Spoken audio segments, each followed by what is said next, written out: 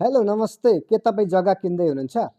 यी 5 कुरा ख्याल गरेर मात्र जग्गा किन्नुहोला, नत्र पछि पछुताउनुपर्छ। तपाईँले किन्न लागेको जग्गाको लाल पूर्जा सक्कली हो या नक्कली? तपाईँले किन्न लागेको जग्गाको लाल पूर्जा सही छ या छैन? त्यो कुरा ख्याल गर्नुहोला।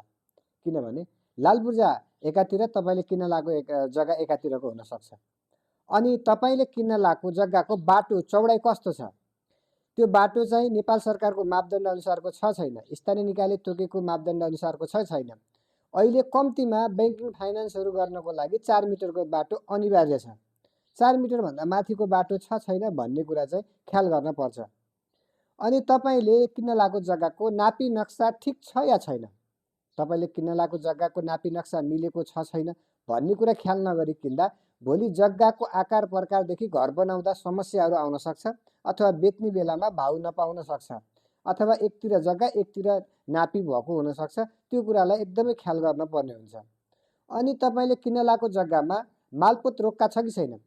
कुनै ब्याङ्कले अथवा व्यक्तिगत अंशबन्धका कुरा नमिल्दा वा विभिन्न कारणले चाहिँ जग्गा रोक्का भएको हुनसक्छ। नापीमा त्यो जग्गा रोक्का छ छैन, अथवा त्यो जग्गामा मुयानी हक छ छैन, यो कुरा चाहिँ एकदमै ख्याल गर्न पर्ने हुन्छ। अनि तपाईँ जग्गा किन्दै हुनुहुन्छ भने अन्तिममा स्थानीय निकायको विकासका संरचनाहरू के बन्दैछ त?